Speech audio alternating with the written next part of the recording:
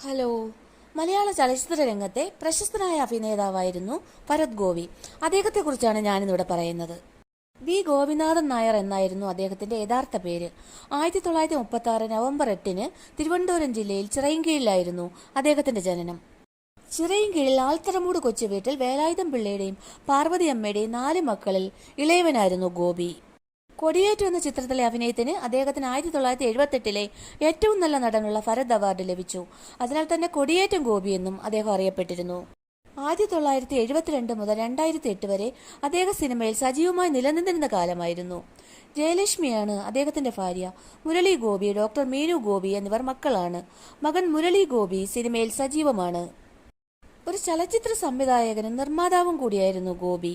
അദ്ദേഹത്തിന്റെ യമനം എന്ന ചലച്ചിത്രത്തിന് സാമൂഹ്യ വിഷയങ്ങളിലുള്ള ഏറ്റവും നല്ല ചിത്രത്തിനുള്ള ദേശീയ അവാർഡ് 1991 ലഭിച്ചു.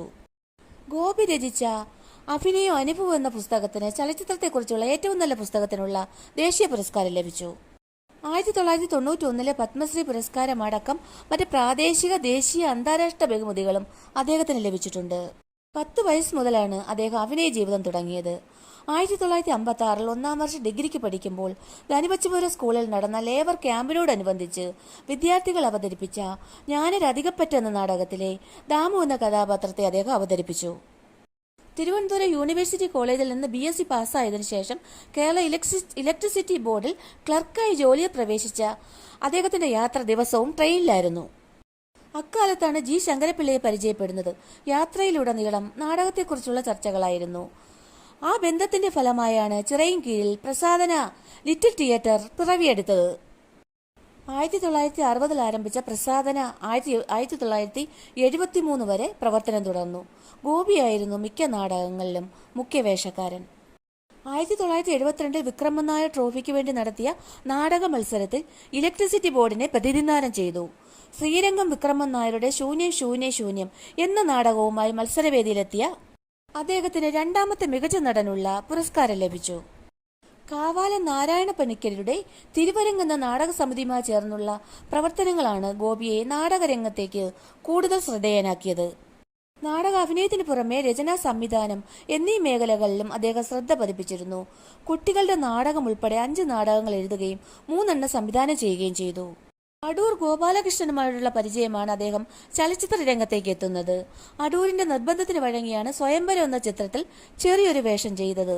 1972 പുറത്തിറങ്ങിയ സ്വയംവരത്തിൽ തൊഴിൽ രഹിതനായ ചെറുപ്പക്കാരന്റെ വേഷമായിരുന്നു അദ്ദേഹം അവതരിപ്പിച്ചത്. 1978 അടൂരിന്റെ തന്നെ കൊടിയേറ്റം എന്ന സിനിമയിൽ നായകനായി വേഷമിട്ടു. കൊടിയേറ്റത്തിലെ അഭിനയത്തിന് ഇന്ത്യയിലെ ഏറ്റവും മികച്ച സിനിമാ നടനുള്ള ഭരത് അവാർഡ് അദ്ദേഹത്തിന് ലഭിച്ചു. 1980 ജയന്റെ മരണശേഷം നെടുമുടി, രതീഷ്, മുരളി, വേണു നാഗവള്ളി എന്നിവർ തിരശീലയിലെത്തി.